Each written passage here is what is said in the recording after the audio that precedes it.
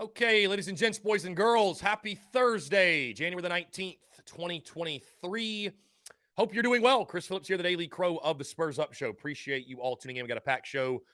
A lot to get into here on this Thursday. I see Hunter Kelly, David Kelly. Are there two? Okay, different spelling of the last name. Travis Allen, Gad, John Edwards, Stephen Boyle Jr., what's up? Also those in the Big Cock Club Discord. Head over to the TDC Questions channel, the TDC Questions channel. Be sure your questions are answered there. Again, guys, we are taking your questions, 843-790-3377. Also, podcast drop this morning, talking yard cocks. We continue along with the position unit preview series, breaking down the yard cocks relief pitchers heading in the 2023 season. Also, talk a little bit of basketball as well. Great stuff. And again, we are live here on this Thursday. Again, guys, appreciate you all tuning in. Cocky Twan, what's going on, my guy? Thank you so much for tuning in. Of course, as always, TDC brought to you by our friends over at Prize Picks. Go download the Prize Picks app or go to prizepicks.com. When you do, use the promo code TSUS at sign up to receive a 100% instant deposit match up to $100. Guys, you can play anything and everything. College sports, pro sports, anything you can think of, they've got it over at Prize Picks. So, again, go download the app, go to prizepicks.com. So many fans and listeners of the Spurs Up Show and of the Daily Crow have made tons of money with our friends at Prize Picks. You should as well. That's promo code TSUS at sign up to receive that 100% deposit match up to $100. Be sure to check them out and tell them that Chris from the Spurs Up Show sent you. Again, guys, we're taking your questions, your comments, and your calls as well. 843-790-3377. That is 843-790-3377. Jimmy Clark, appreciate you tuning in. We've got J.C. Sherbert today at 1:15. So in this first hour, we've had a big day already. I jumped on with Mark Rogers at 11 o'clock of the Voice of College Football. Just got off of Inside the Gamecocks with JC and Phil. Congratulations to them on 100 episodes, by the way. Today is their 100th episode. So go show them love, go show them support. And again, really do appreciate them having me on the show. The content continues to roll in from our friends over at D1 Baseball. Aaron Fitt will actually join us tomorrow for an interview. That will not be on the Daily Crow. That interview will drop next week on the podcast. I'm also working on some new daily guests for baseball season in regards to former players, people who can provide us value for the 2023 baseball season. Noah Johns, what's up, man? Appreciate you. Appreciate you tuning in. It's also game day for women's basketball. Let's see. The women take on, I know they're on the road. Gamecocks women's basketball takes on Vanderbilt in Nashville, Tennessee. So Gamecocks taking on Vandy. Really exciting stuff. And sure, South Carolina will be able to secure the win.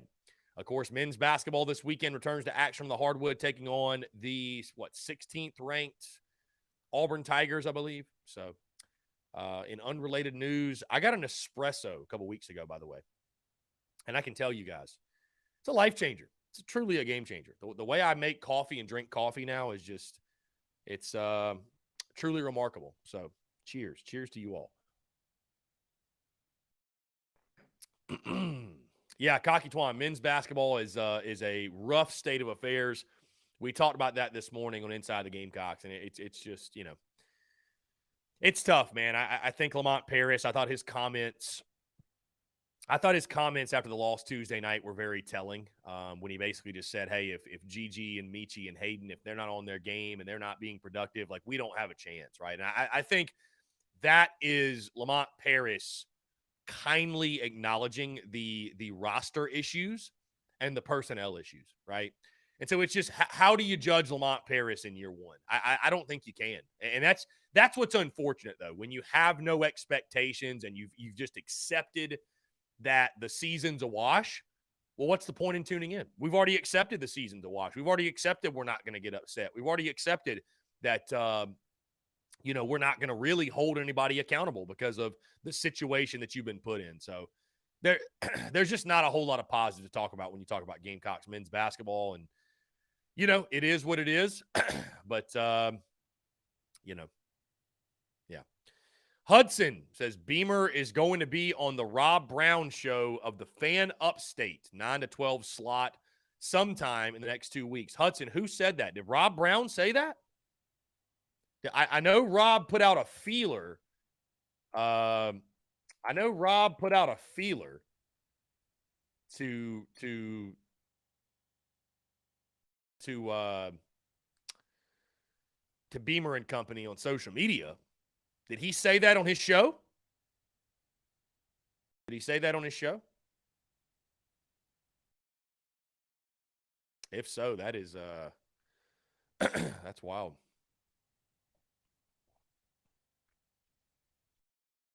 Let's see. Okay, so he did. Wow, he did. Okay, wow. Congratulations then to Rob Brown. I tell you this, guys. Of course, we did not have Mark Ryan on yesterday. He is out with a sickness, and obviously we're praying for Mark and hope he gets better soon. What's been going down over the last, a little bit less than a week at the Fan Upstate is fascinating. I mean, it is truly fascinating when you see some of the stuff on social media coming out from them. And, I've talked to Mark about some things, and I've also talked to Rob Brown about some things. And, yeah, just it's very, very fascinating. And I will say, I haven't spent a ton of time talking about it, but it's none of this would have happened had Beamer not tweeted it at their station. Like that, he gave them a lot to talk about this week. That's for sure. So that'll be interesting. That'll be interesting. I highly doubt Rob Brown is going to ask Shane Beamer about his comments about the whole JV second-rate radio station comments, what have you. I highly doubt it, but yeah. So, I mean, I'm going to let Rob do his thing and confirm. I'm not telling you he's going on there. You're the one spreading the news. So, let's see. Me and BB, my guy P-Dawk, his projected starting lineup. And I think P-Dawk, I'm going to look at it on Twitter because it's much easier to read on Twitter. I know you sent this over to me. So his lineup, he's got Wimmer at short leading off. I'm going to say his last name wrong, but Gavin, what was it? Cassis? I think that's how Gad said it's pronounced. Anyways, the Vandy transfer at first, hitting in the 2-hole. McGillis at second, hitting in the 3-hole. Compton at the DH spot, hitting in the 4-hole. Madden starting at third, hitting in the 5-hole. LeCroy. Wait, hold on. Let's see. 1, 2, 3, 4, 5, 6, 7, 8, 9. Okay, my bad. McGillis in the 3-hole, Compton in the 4-hole, Madden at third in the 5-hole, Denny in left in the 6-hole, LeCroy starting behind the plate at catcher in the 7-hole, Brewer in right field in the 8-hole, and then Evan Stone out in center in the 9-hole. P-Dawk, I will give you my projected starting lineup as we get closer to first pitch because I'll be honest with you, I have not done enough digging when it comes to this year's team and, just exactly what we look like. So, I think a lot of guys you mentioned exactly where they are in the lineup, yet to be determined. I think a guy to keep an eye on, he says, we'll have to find a way for Veach, Braswell, and French to get ABs. The wild cards are Hornung and Messina. I think also Ethan Petrie at the hot corner. Heard a lot of good things about him. Big basher at the hot corner. I think he's a guy, a true freshman. I think you will see. I think he's a guy that you'll see get a lot of at bats. Again, that's a guy I know they're really excited about, true freshman. So, again, guys, of course, today on today's show, and speaking of P-Dawk and speaking of talking baseball, today's show, we talked relief pitchers, and the guy that I listed the most approved is Ricky Williams, the Clem Sucks transfer. I know my guy P-Dawk's really high on him. I've talked to others as well, and they argued that was by far the best pickup from the arch rival in the transfer portal, right? You picked up 3 guys, Ricky Williams, Dylan Brewer, and Jonathan French. They said Ricky Williams is going to be a stud, right? And a guy that you look at middle relief, back into your bullpen, I think could be sort of that bridge guy between your starter and your closer. I think Ricky Williams is a guy that needs to step up and be a guy that you depend on weekend in, weekend out. He was pretty good up there in the upstate. He was solid. He was solid, but I think taking that next step, again, my guy Pete Hawk, breakout player of the year. Yes, Slick Rick. So Ricky Williams, a big time pickup. Has a really, really good fastball, live fastball, a lot of sink. It's a guy that I think could really help you. But Mark Kingston made the comment. Mark Kingston made the comment about that this looks like an SEC bullpen. This looks like an SEC pitching staff, and I think what's exciting too is you look at the bullpen, and we talk starting pitchers on Monday, right? But you can only have 3 guys start on the weekend, right? You're going to have Will Sanders. I think Matthew Becker's a starter. And then it's going to be either James Hicks, Jack Mahoney, or Noah Hall, right? Those other 2 guys, though, that don't win that job are going to slide to the bullpen. So, you're adding those guys as well. And, Cade Austin obviously returns, your leader from a season ago. I'm excited for it, man. I think the bullpen, I think the question you have, and it's kind of the question you always have this time of year, is just roles, and who established themselves. I think also fans should be excited about a true freshman. I think it's Eli Jerzimbeck. I think that's how you say his last name, but a kid from Providence up there in Charlotte, North Carolina. They're really, really high on him. So looking forward to it, man. I think the pitching staff, we talked about a lot, right? If this team can swing it, the pitching staff's good enough to make a deep run. No doubt. You got one of the best 3 or 4 pitching staffs, I think, as a whole in the entire SEC, which is saying a lot because the SEC is loaded with top-notch arms. So I think when you couple up this starting rotation with the bullpen you've got presented, I think the bullpen, I was looking a year ago today, I graded the bullpen or the relievers for the 2022 season, and I graded them a C-, right? So I was very skeptical of the bullpen a season ago, and sure enough, that's exactly what played out, right? You were relying on a lot of veteran guys that, just unfortunately never came into their own. It's like my guy P-Dog said, it's no offense, no disrespect, but it's really addition by subtraction, right? You had a bunch of guys that, again, just as fifth-year guys that just never figured it out.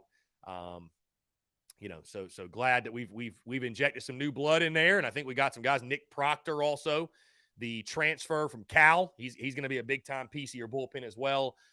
So really excited to see these guys, man. I mean, it's a new look team across the board, guys. Truly, it's a new look team across the board. But after you go 29-30 or 28-30 or whatever you did last year, I think you needed a bunch of new faces. So yeah, doesn't it feel like Pete Hawk for the first time in forever, we actually have like real quality depth at catcher. It feels like forever we have not had true quality depth at the catcher spot. And now you look at, and we'll talk catcher next week, but you look at Talmadge Lecroy, you look at Jonathan French, you look at Cole Messina. I think they've got another freshman back there as well they're excited about. So I really feel like we've got quality depth.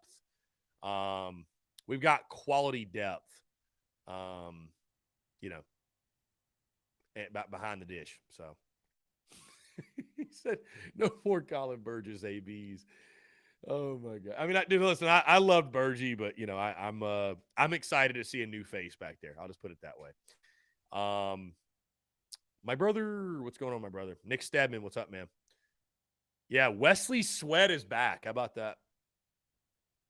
P-Dawk, what is PSA? What does PSA stand for?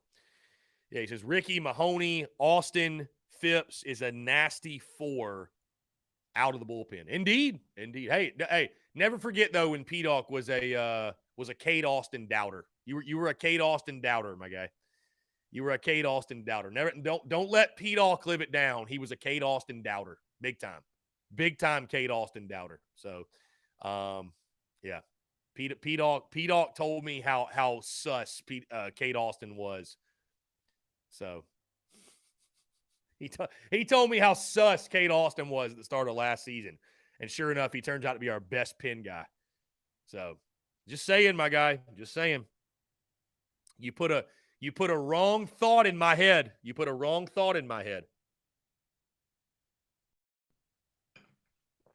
Again, guys, taking your questions, comments, calls.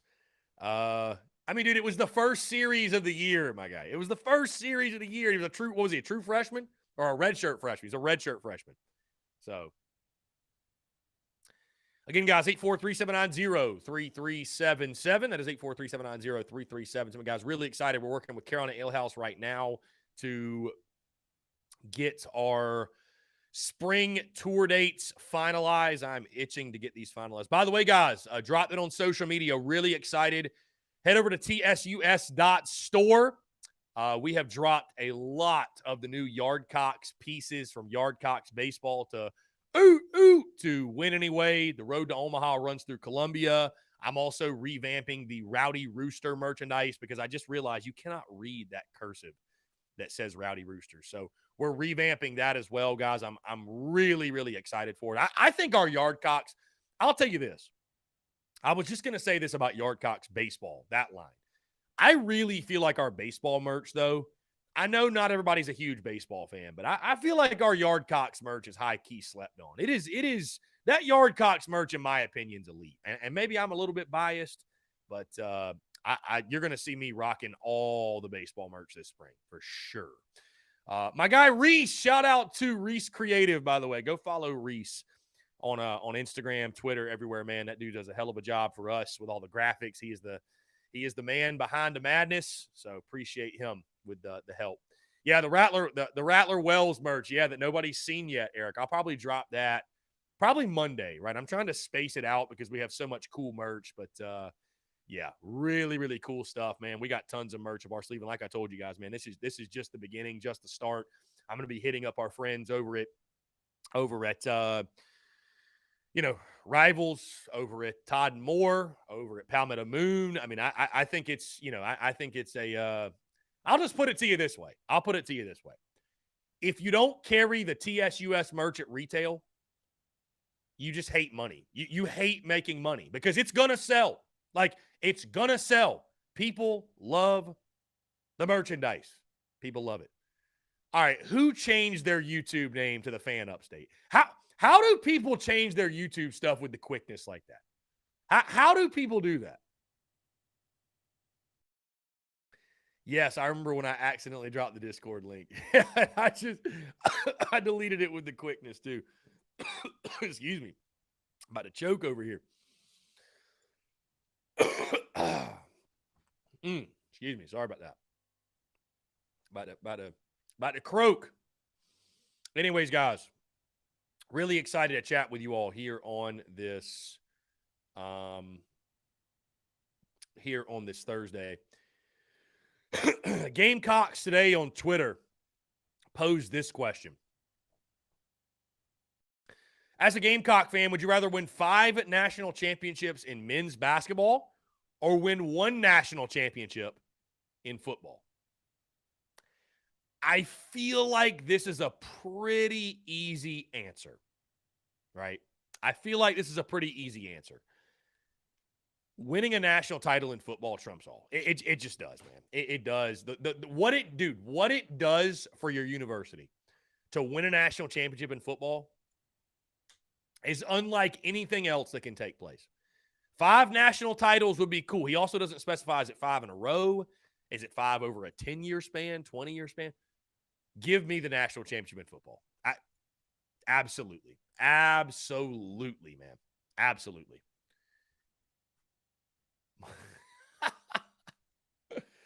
Is this P-Dawg, man? Is this P-Dawg just changing his YouTube handle? Yeah, I think you got to go football. Absolutely. I think you have to go football.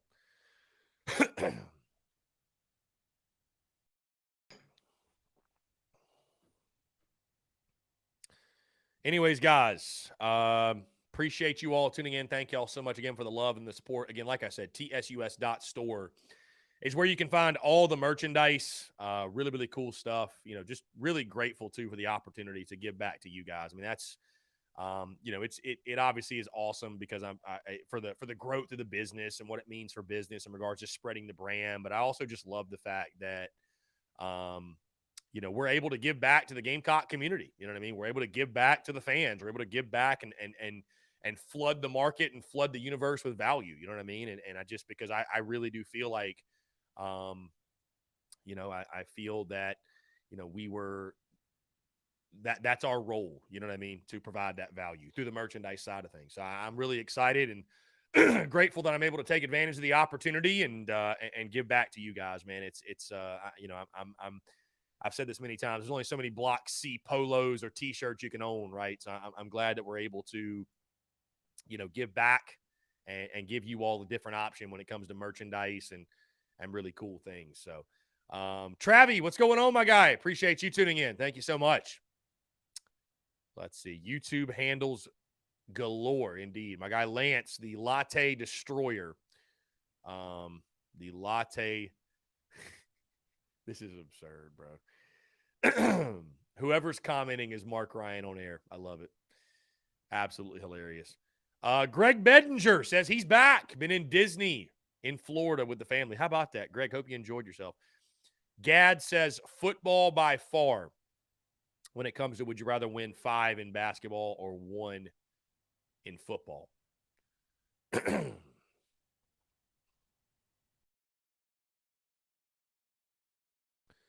Let's see.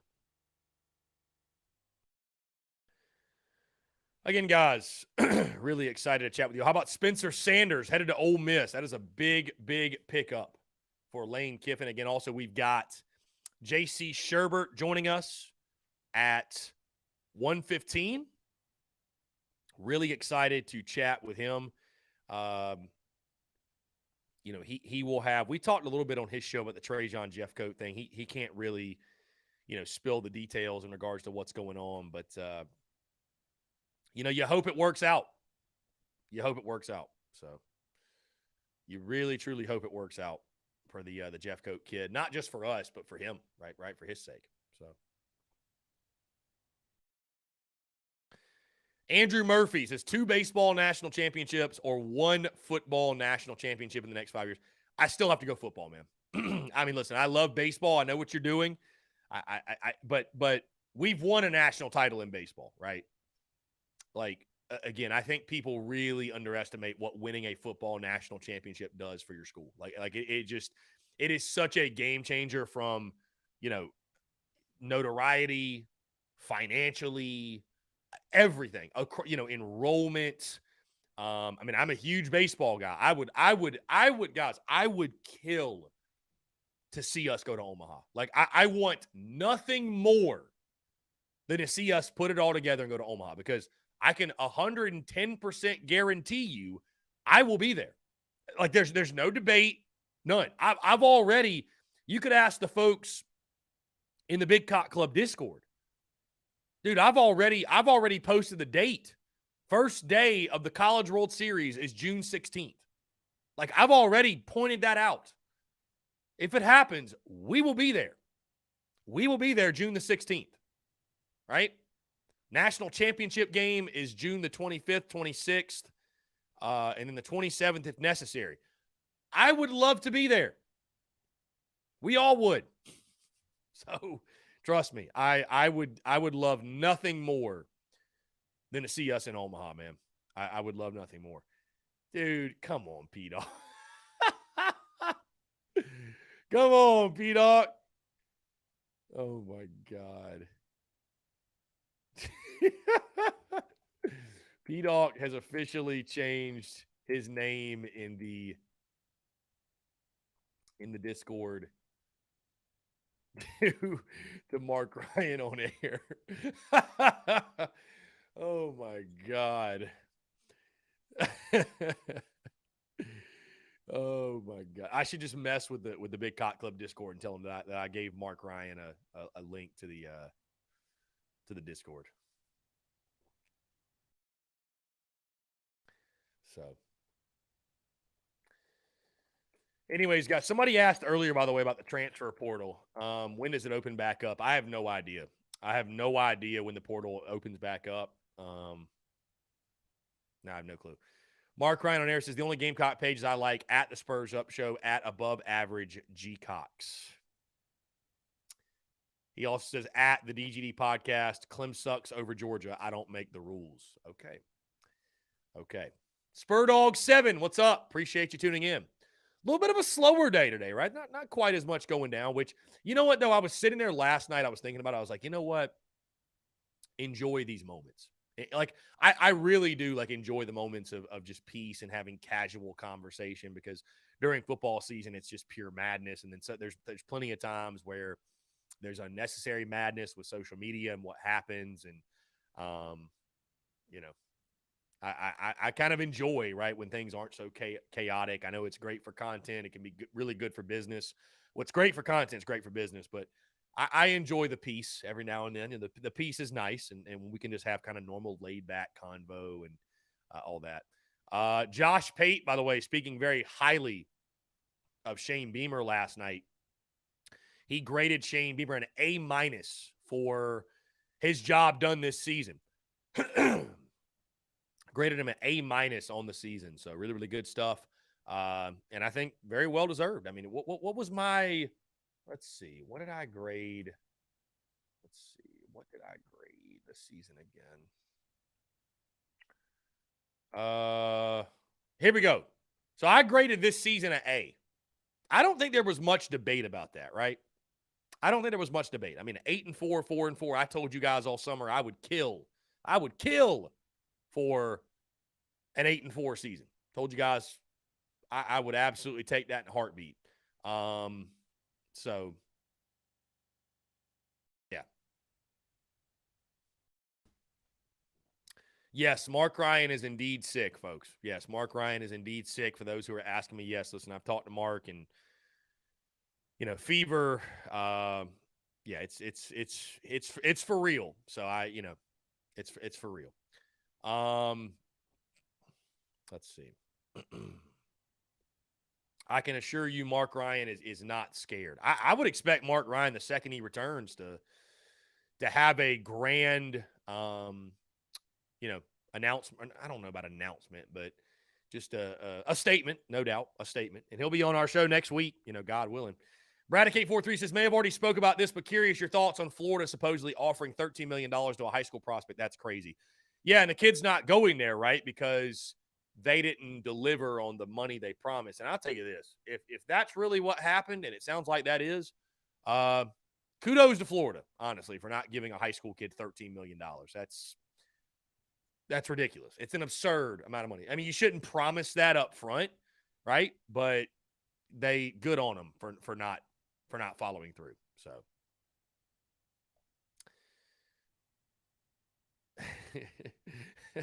quote, this season cannot be a success with a loss to Mizzou, end quote. Who said that, my guy? Who said that? I mean, listen, I'll say this. You win 8-4, you lost to Mizzou. Is the season still a success? Yes, but isn't there a black eye somewhat? Like the only reason you beat Clem sucks. So that kind of like made up for the Mizzou game. But I mean, it's still maddening to look back on 2022 and think that we lost to Missouri at home, right? It's still a black eye on the season. I mean, it's just become that nagging streak now. It's become that nagging streak. Kind of what Kentucky was before. Coach Ford says, I see Arkansas lost Briles and did not call Loggins home. What did they call Loggins? We don't know. But I was not, I was not concerned. I was not concerned with Loggins leaving. I was not concerned at all. So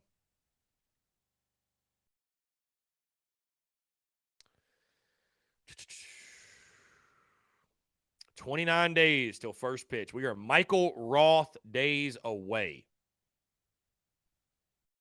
Michael Roth days away from first pitch. Really excited for it. Just can't wait, guys. It's absolutely cannot wait. The schedule, I'm sure you guys already know this, but the schedule as we get into the baseball season, Mondays, of course, we'll have our full weekend recap, everything that happened. Thursdays on the podcast, that is when we will do our full series preview, break everything down. Also really excited.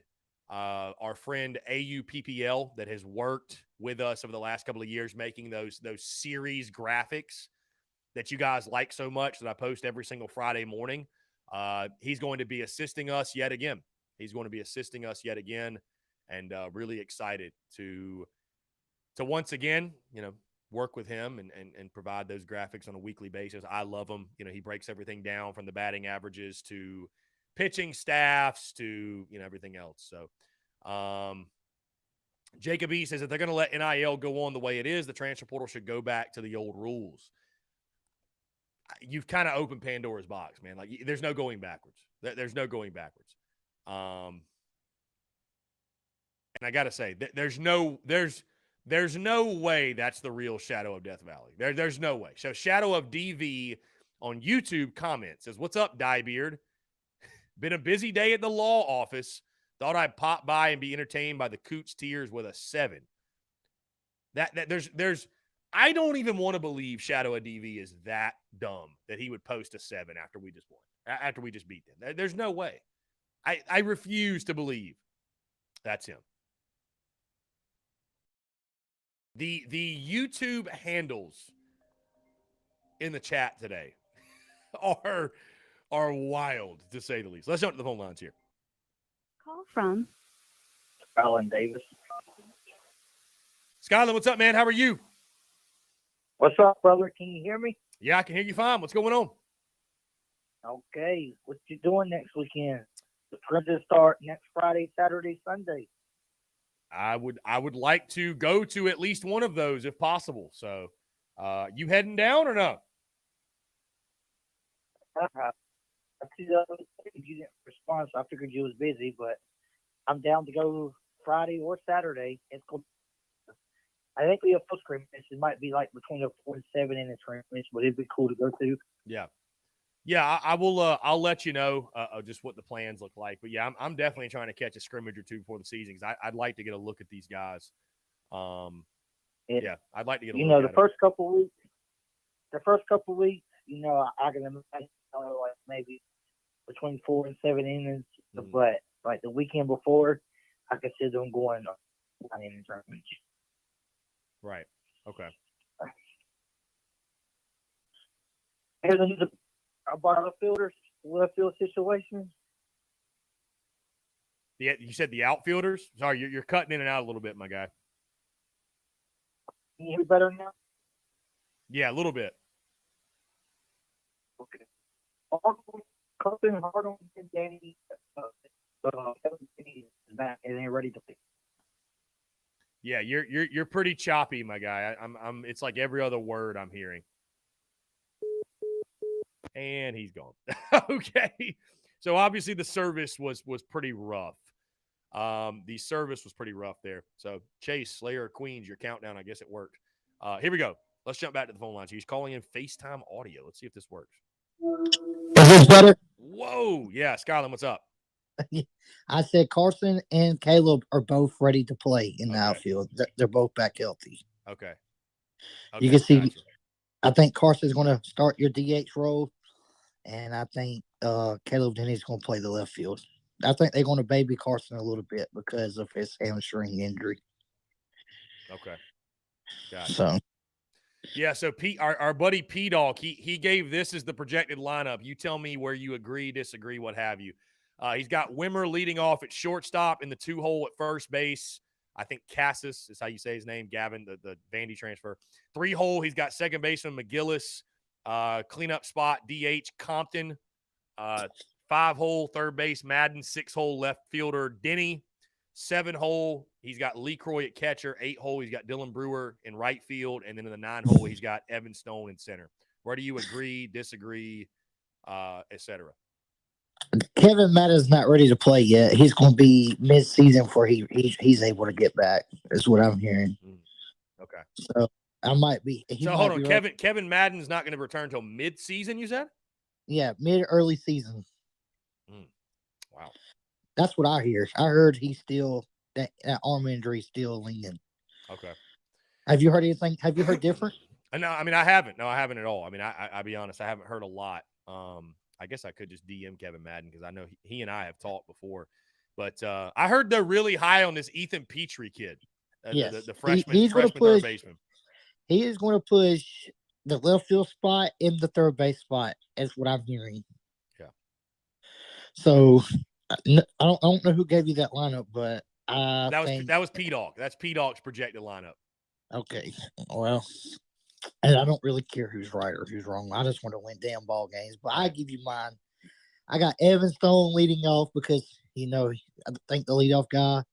I think this year approach is going to be more patient and let's sit back and let the pitcher work. So I'm gonna go Evan Stone lead off because he is your leadoff. He led the team in the fall on base percentage. He drew the most walks. He was also killing the ball. Also, he led the team in batting average, which is a little scary in my opinion because if Evan Stone's your leading average guy, it scares me for the bats. Right. Two, I think Wimmer beats out Braswell for third base.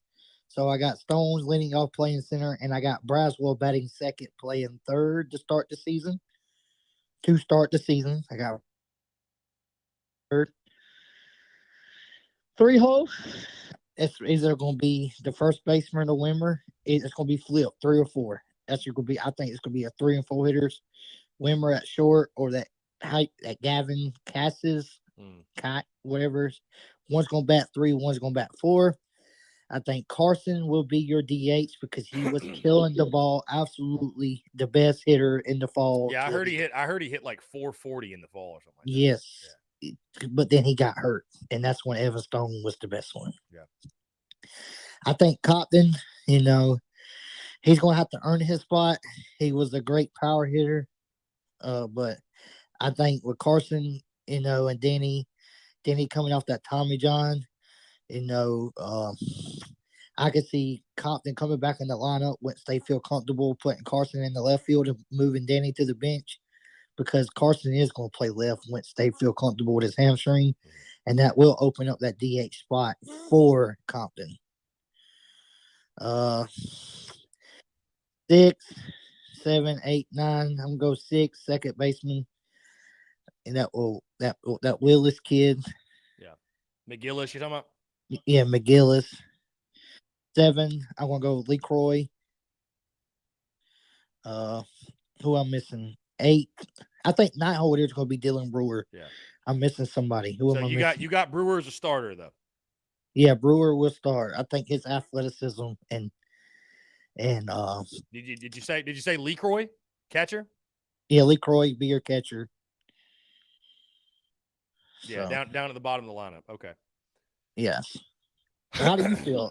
Can you give me how do you feel about R2 lineups? Yeah, I mean, I won't give a full projected lineup until the week of opening day because I mean I'll be honest with you, man. As I look at P-Docs and I hear yours, it's the thing that stands out is, I mean, again, man, it's just a whole new look ball club. You know what I mean? It's a bunch of guys, and I'm like, who? Like you just never heard of them, unless you're like a baseball diehard, right? Like I had to go over to D1 Baseball and read the comments and stuff and figure out who these guys are. Which I mean, again, though, when you have as poor a season as you did last year, you needed to revamp your roster. You know what I mean? So, yeah, I mean, I think the good news is you've got a lot of competition. You got a lot of quality competition. I think Stone is the most likely leadoff. I wouldn't put Wimmer in the leadoff spot. I wouldn't. I don't love him as a leadoff hitter. I like Wimmer, like you said, more as a 3-hole guy, a 3-hole or a 5-hole, maybe even a 2-hole. Somewhere in the top half of the lineup though.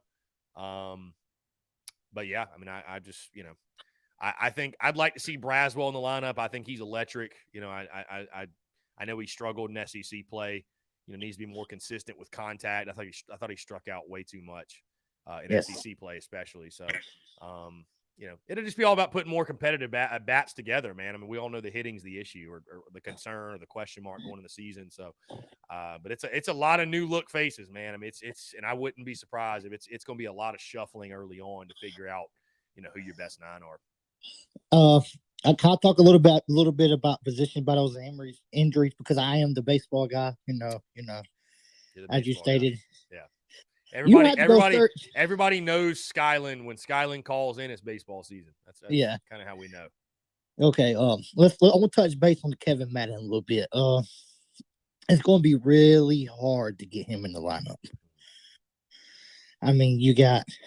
Everybody's going to want Braswell in the lineup. I mean, he was the fan favorite last year. Everybody loved the hot hitting freshman. Think died down during conference play, like you said. Him and Wimmer are currently still battling it out for short. Wimmer's got a commanding lead, is what I'm hearing. So, and then you got that Ethan Petrie kid that's, pushing Braswell. Also, so there might be a couple games or, Braswell not hitting good. Braswell is just going to have to ride the pine. Yeah, hey, iron sharpens iron, right? May the best man play. So, but the only thing that hurts that Ethan kid is that when he hits the ball, but he led the team in strikeouts in the fall. And he just struck out completely too much. And that just really hurts. A lot of people are surprised about the catcher position. I don't know why, but people really thought Jonathan French from Clemson was going to take over the catcher's position. But currently he's third on the depth chart. I don't. He batted 226 at Clemson. He wasn't a great hitter there. No, he wasn't a great hitter there by any means. I don't understand why in the hell would anybody think he was automatically be the number one guy. Luke Coy, defensively he's not there yet, but he will get there. But his bat's there offensively. I'm really excited for the power hitter at second. I think one thing scares me about this team is we don't have enough average hitters. We have power hitters, and I don't want to live by the do or die by the home run ball. Yeah, I'm excited. Just on that note, I'm excited for. I don't want to live and die by the home run either, obviously, and I would be very surprised if that was the approach. But, and I don't know why we haven't done this more so or made this more of a point of emphasis. But I'm excited all the lefty sticks we added. Dude, Founders Park is a launching pad for left-handed hitters. Wind constantly blows out to right. The wind coming off that river, blowing left to right in Founders. Like, we should have lefties just peppering balls, over there in the Image Inc., over there in the streets, right? We should have guys that are double-digit home run guys on the left-handed side easy. And I know my guy P-Dog, he kind of balked and scoffed at doubling up on lefties. Hell, they can all be lefties for all I care. It's, and obviously I'm over-exaggerating, but, hey, left-handed stick on left-handed stick, bro, we should have lefties, like I said, in the lineup that are just big-time basher, home run guys. Like a guy like Gavin, Cassis, I think Kingston made the comment. He's at minimum, he's going to be a double-digit home run guy. No question. He has to stay healthy. That's his yeah. problem. That was his problem with Vanderbilt. That's why he ain't got big numbers, because he didn't stay healthy. Right. Yeah, and that's, everybody's got to stay healthy. Pitching staff as well. But I'm excited for really the lefty bats we added. Yeah, I'm very excited for the pitching staff. If we stay healthy, I think it's going to go. The Sunday guy, Jack Mahoney's going to be on the pitch count really early in the season, coming off Tommy John. I don't know if that freshman Eli, I don't know how you say his last name. Like you have to go look. Zimbeck or something like that. Yeah, he's absolutely a stud, and he's going to be a fan favorite early in the season. I don't know if it's going to be him or Eli Jones or Jack Mahoney, because of the pitch count Mahoney's going to be on. And you talking about for what midweek the roll? Sunday? Sunday roll. Yes, Sunday. So Noah Hall, no James Hicks. Noah Hall's going to be Saturday. Okay, so what is it? Sanders, Hall, and either going to be Mahoney on the pitch count at the start of the season, or it's going to be the freshman James Hicks or Eli Jones. So Becker in the bullpen.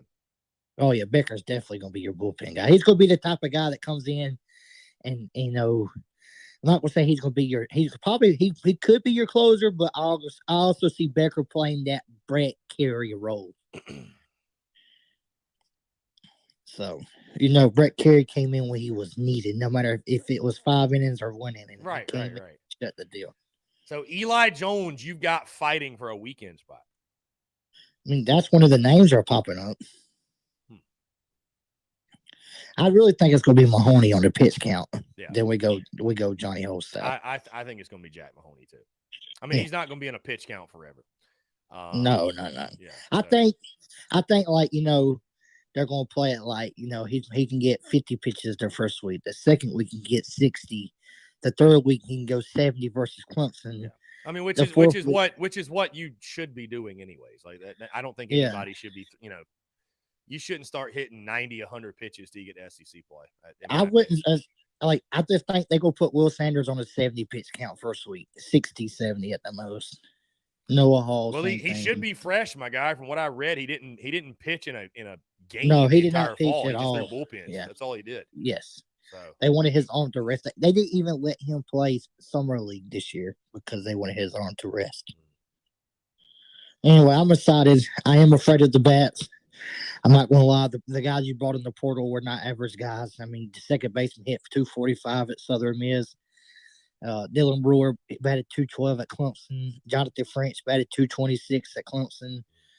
I mean, you brought some good high school kids in. I think Ethan, I can't say his last name. That Caleb Denny, he's going to be a good player. That first baseman was a good get. Compton's going to be a good get. All right. Well, yeah, you. I don't know if you're ready to do it right now, but I'm curious at whatever point you are ready to do so. You called it last year, right? I was optimistic on the baseball team. You said we'd be terrible. Sure enough, we were terrible. We went under 500. Right. No, I mean, but you called it. You called it. You said we'd be terrible, and you caught a lot of heat for that because nobody wants to hear that going into a season. And sure enough, we were terrible. So what's your feeling? What's your feeling now? I feel like you're the guy now, my guy. I feel like you're the guy. So okay. What's the vibe? What do you think? You played 26 non-conference games. Mm-hmm. I think the Gamecocks would be at worst 18-8 in non-conference. Okay. At best, you got Arkansas, you got Auburn, you got LSU, you got Vanderbilt. You got Mississippi State at their place. Yes. I think you really need to go 22-4 in non-conference play. I think you got to have a great non-conference year this year. I just don't think you can lose them non-conference games like you've been losing. Oh, I mean, you definitely can't lose the midweeks like you've been losing. There's no question. Yeah. Well, that being said, I mean, I think pitching carries you to a certain extent. I think you got 18 healthy arms right now, which is great. I think, our approach from Monty Lee would be better. I think we'll be cleaner on defense. I think we're going to really be clean on defense. Fundamentally sound on offense, which I mean, we're going to run the bases right. We're going to bunt right. We're going to do the fundamentals right. I have this team being a postseason team. If we don't make the postseason this year, there will be a fire, and at the end of the year, no questions asked. Yeah. He will be gone. Right. But I do think this is a postseason team, not a host.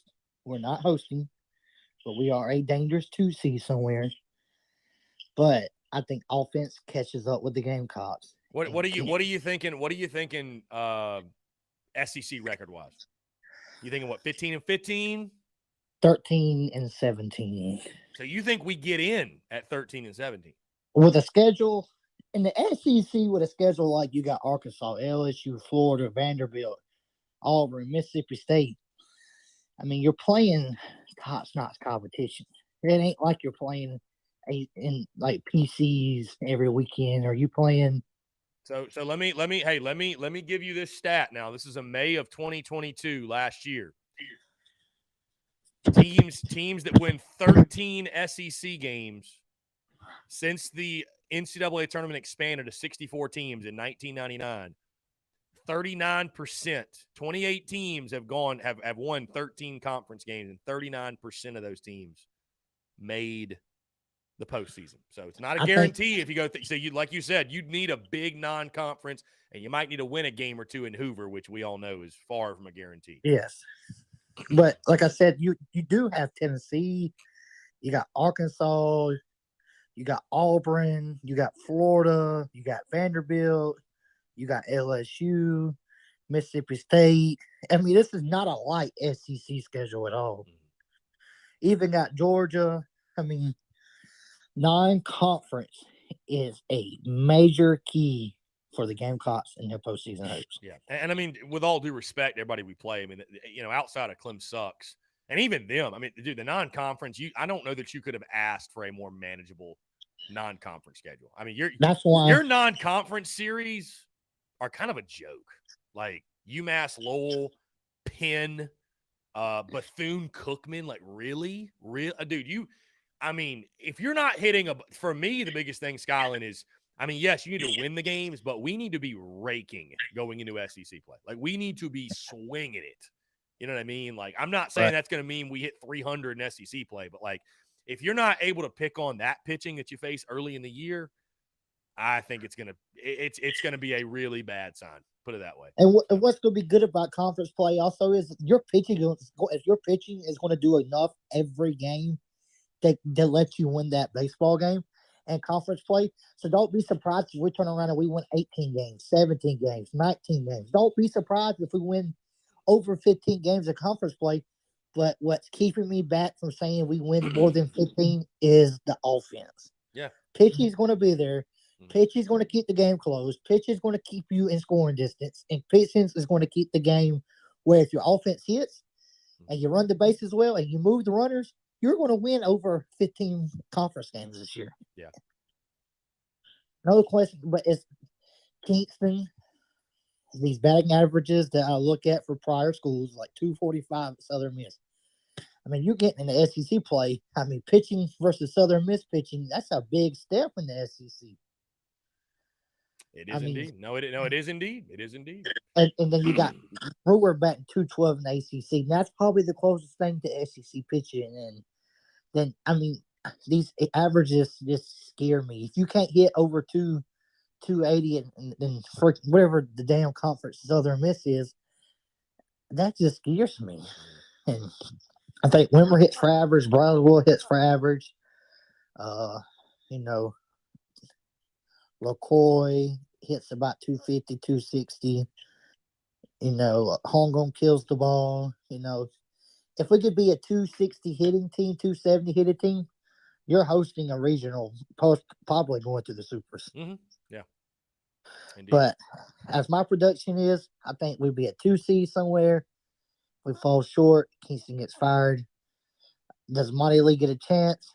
I'm not sure because I think the pressure would be dramatically heavy on Ray Tanner to get this baseball hire right again. I don't think he can go Monty Lee's way, but I wouldn't mind in my scenario giving Monty Lee the job since we can hire 4 coaches on the field now. Keep it Wingo, hire Lee as the head coach because at Clemson he could score runs, he just couldn't pitch. Going to go get the best pitching coach and hiring Orlando Powell as the 4th head coach. Not the 4th head coach, but as the 4th on the field coach. Yeah. So it'll be interesting. Skyland, hey, we're gonna have many of these conversations over the next few weeks, man, and all throughout the next couple of months as well. So I really appreciate you, man, and I'll get up with you about potentially collabing on getting down Nicola. But man, I'm looking forward to it, man. I'm fired up. I appreciate you. Listen, I just want to say something to the Gamecock Nation. Don't let the first 2 weekends and after the Clemson weekend fool you. Remember, this is a week 9 conference schedule. You should win. You should be there. SEC play is going to be tough. It's going to have to rely on the bats. Yeah. And the pitch is going to be there, guys. Yeah. Pitch is going to keep it close. Yeah, SEC play is a grind, man. You have to prepare yourself for that. It's a grind. And teams are preparing us to the A&Ms. Yeah. So yeah, D1 baseball, they seemed. I mean, obviously D1 baseball is high on us if they ranked us in their preseason top 25. I'm high on us too. I'm high on this too, but I'm not saying we're going to have a bad year. I'm saying we can have a mediocre year to a great year. We're not going to have a bad year. Pitching is going to give us in the postseason. The bats hit. We're a top national 8 seed, and we're hosting a super, and possibly going to Omaha at the bat swing it. I love it. Skyland, appreciate you, my man. Always a pleasure chatting with you. And like I said, we'll have many of these combos over the next couple of weeks. All right, later. Be good. Yeah, man. You too. Appreciate it. Great stuff from Skyland, man. What a call. For you, those of you who was wondering why that call sounded so clear, Skyland called us via FaceTime audio. So shout out to the FaceTime audio stuff. Guys, we're going to jump into one break. We'll just have one, well, probably two breaks today, but we're going to jump into a break now. On the side, we'll take your questions for about 10 minutes or so, and then we're going to get JC Sherbert on our show. Guys, more, all of that and much more on the other side. You're tuned in to the Daily Crow.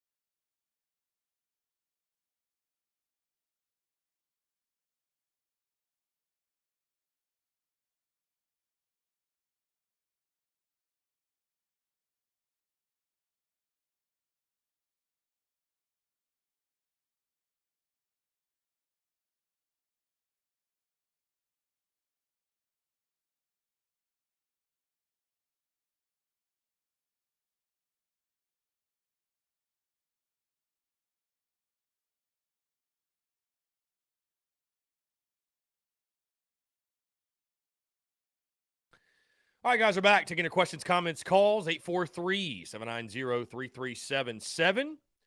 That is 843-790-3377 here on this Thursday. We got J.C. Sherbert's upcoming. Really excited to chat with J.C.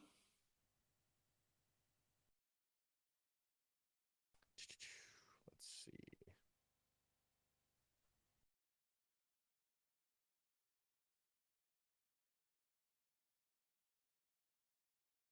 Lynn Turner, you are correct. The past couple of years, we have indeed left too many runners on base. That is putting it lightly, Lynn. That is putting it lightly. That's putting it very lightly.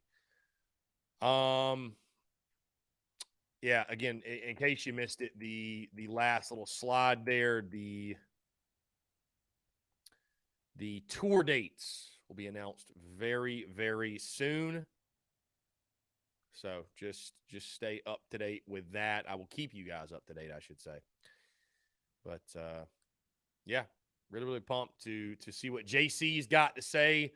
Not really a ton happening on the football front. We'll probably talk to him a little bit about recruiting, latest he's hearing on, Nicholas Harbor, Trajan Jeffcoat, obviously.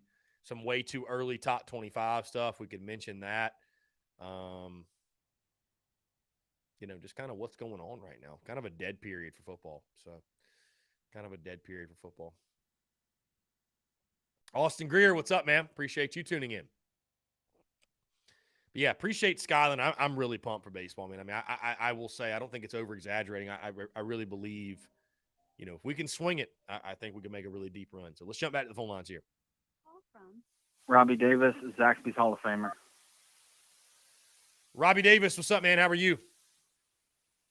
I'm doing all right. I figured I'd go ahead and get my call in real quick so I can finish up getting stuff situated for the move. But I just wanted to, and I wanted to give you my prediction for tonight. Obviously, I got the girls kicking butt and taking names, obviously. I got us winning the game tonight by a lot.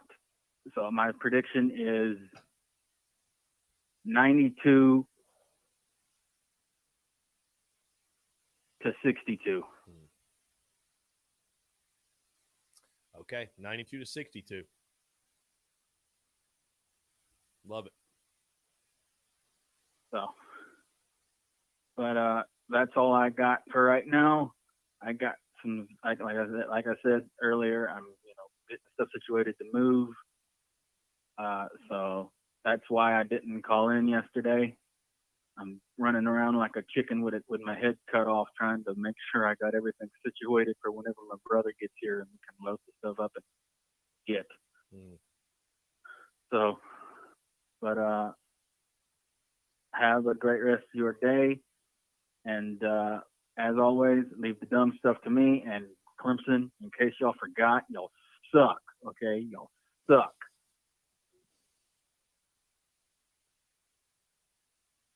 Well said. Poetic, Robbie. To hell with Clemson. To hell with Clemson. To hell with them. Bunch of pansies anyway. All right, buddy. Have a good one. Yeah, man. You too, Robbie. Appreciate you. Great stuff from the Zaxby's Hall of Famer, as always. Austin Greer says, Harbor's going to Oregon. Hate to say it.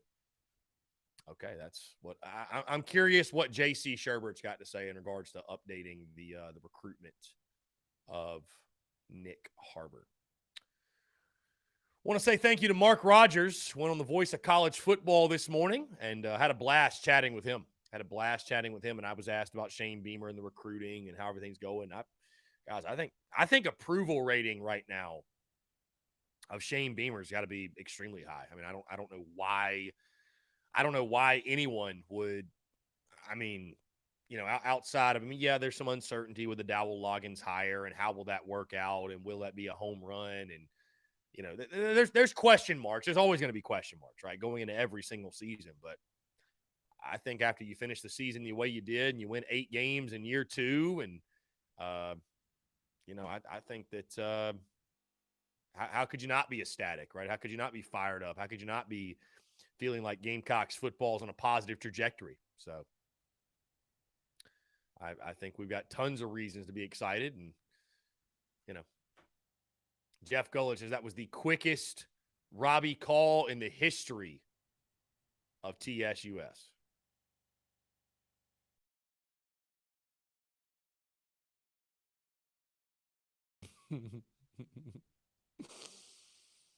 Jesus. My folks in the Big Cock Club Discord, y'all crazy, man. Y'all crazy. Y'all are crazy for sure. So I wonder if JC will want to talk a little bit of. Excuse me. I started thinking about basketball and hit a yawn. I don't know. I want to talk basketball. I mean, if you guys have not noticed, like on the podcast side of things, I'm spending very little time on the basketball stuff. I just and I think too, like I think that's a smart idea. I think it's a smart move. Like I think baseball and basketball shows, there's no need for them to be longer than like 20 minutes. Like 20 minutes is getting the point across, right? For sure. So really excited, guys, for guests to return next week. We've also got a couple of former Gamecocks we're lining up. I was thinking about that last night that, guests used to be such a vital part of the podcast, right? Such a vital part of it. And I still love doing the guest interviews. I just feel like the dynamic of things has changed a little bit since the early days. And we have guests obviously on the Daily Crow and it's really not like I love doing the interviews, but a lot of it's just booking the people and finding time and trying to find new guests that I haven't had on. In regards to like former players and stuff like that. But we are getting some baseball guys. We are getting some different players, different athletes out there. Also, NIL and people wanting to be compensated and paid for interviews has also changed the dynamics, changed the game a little bit. But really excited for the guests we have upcoming on the show. And I think you guys will really enjoy it as well. So Aaron Hodges says, JC was thinking this team was going on a run after Kentucky. Well, I think we were just hopeful. We were optimistic. We were fingers crossed that something like that would happen. But, yeah. How about Spencer Sanders, by the way? Heading to Ole Miss. That's a big pickup. That's a really, really big pickup.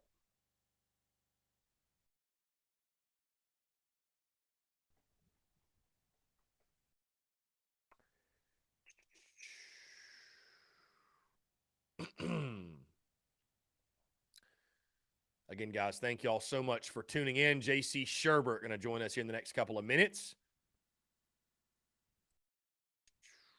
Yeah, women's basketball tonight is at Vanderbilt, 7 o'clock. Big Wash, bring some basketball guys on to talk basketball. How can we get over the hump? Who do y'all got in mind? Anybody particular? Anybody in particular?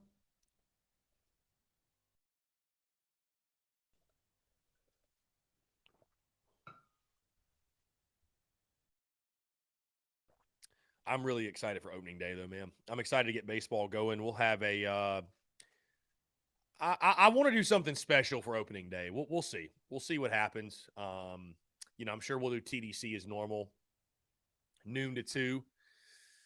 We'll do TDC as normal. First pitch will be at 4 o'clock. I'll probably have the game day dogs. We might down some game day glizzies for opening day. Never know.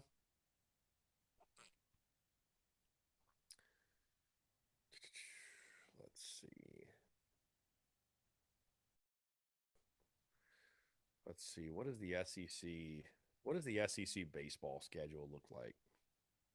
Let's see if there's any good series opening weekend. Of course, we got ours with UMass Lowell. Mississippi State VMI. Oklahoma State hosts Missouri. That's a fun one. Georgia, Jacksonville State, Bama, Richmond. How about Elon is hosting Kentucky? Poverty program. Carolina, UMass Lowell, TCU, Vandy. That's a fun one. At TCU. Ole Miss, Delaware, Florida, Charleston Southern, Auburn, Indiana. Sneaky good series there. Texas A&M, Seattle. LSU, Western Michigan. How about Tennessee travels to Arizona? And then Texas hosting Arkansas. That's a fun one right there. That's a fun weekend. So Some really good series. Some really good series opening weekend. Jeff Gullidge, are you traveling to any away games for baseball this year? Yes, that is the plan, Jeff. I, at minimum, would like to hit Mississippi State and Arkansas. Would love to go to those. I might also go to Athens, since that's a really easy one. Might go to Athens for that weekend series, but I want to see the dude, no doubt, in Mississippi State. I want to see the dude. I know Arkansas is a bit of a hike from here. I think it's like a solid 10 hours, 12 hours, like something like that. So Arkansas might be a little bit tougher, and it might just logistically not make sense. Could fly. I guess we could fly. But Mississippi State, without it, like if I could only go to one road series, I'm going to State. I'm going to see the dude in person. Absolutely going to see the dude in person. Beyond that, I'd like to go to Vandy. I've never been to Nashville, period, for anything. I'd love to go to Vandy. We got to wait and see when the spring game is. But I'd love to go to Vanderbilt for that series. Who else do we play? Yeah, I mean, those are the big ones. And then the home series, I mean, guys, I hate to say this, and I really don't hate to say it, but it'll really, how many home series I attend in person will really depend on just what our team looks like this year. And so I think I'll have a lot of reason to go. We host number 1 LSU. We host Tennessee in the final series. I think we host Florida, I'm pretty sure, right? Let's see. Let me pull up. But yes, to answer your question, yes, I will be hitting the road, traveling to some series this year. Also, we're going to be at the game against Clem Sucks in Greenville, no doubt. I'll probably be there Sunday in Columbia as well, assuming we either we have won the series or it's split. I'll probably go to Charlotte for a couple of those Charlotte games. Let's see. We got Mizzou at home, at Mississippi State. Want to go LSU at home, and that's early on too. Again, at Vandy a little ago. Yeah, Florida's a home series. We got Auburn at home. Really interesting home series as well. Yeah, at Kentucky, I will not bother with that. I will not bother with that. So, and then my plan is to go to Hoover. My plan is to go to Hoover for the SEC tournament. I've never been. So. Heard someone staying on your couch the night of the game at Fluor Field. Well, that is news to me, my friend. That is news to me.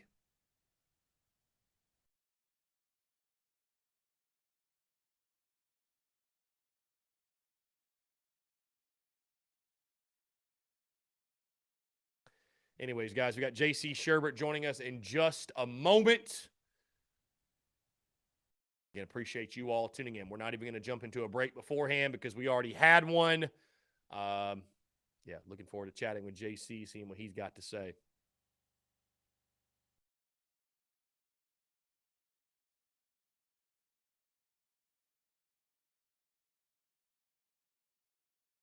So, anyways, let's see.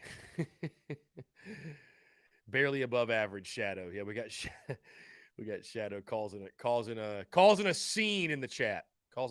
Yeah, again, the big news of college football today is Spencer Sanders headed to Ole Miss. That's a good pickup for Lane Kiffin. Very, very good pickup. Let's see. And again, guys, we are Michael Roth days away from opening day for the Yardcocks. That being said, guys, it's 1:15. Let's go ahead and bring him in. He joins us every single Thursday here on the Daily Crow. Of course, I'm talking JC Stewart of Inside the Gamecocks of the Big Spur. JC, what's going on, my friend? How are you? Appreciate you jumping on.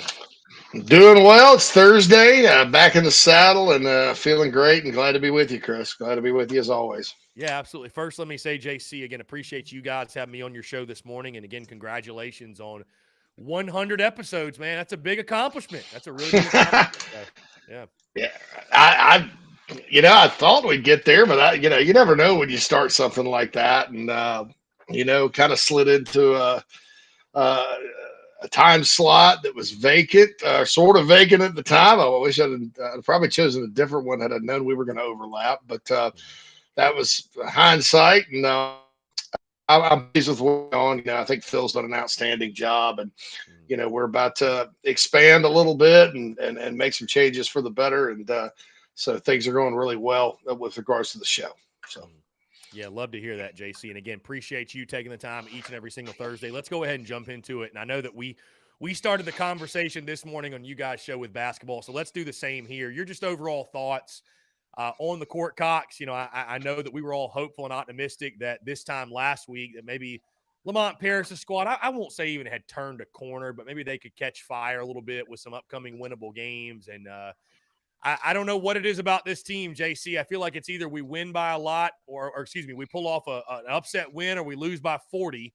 I know that wasn't the case on Tuesday night, but, really tough loss, obviously, to an Ole Miss team that came into Colonial Life Arena winless in SEC play, and now you turn around. It gets no easier on Saturday against the 16th ranked Auburn Tigers. But, as this team has shown us, expect the unexpected, I guess. But your just overall thoughts on – let me ask you the state of affairs with Carolina basketball, because we all expected it to be a bit of a tough season, right? I think most people had realistic expectations year one, or as I've labeled it, year zero of Lamont Paris.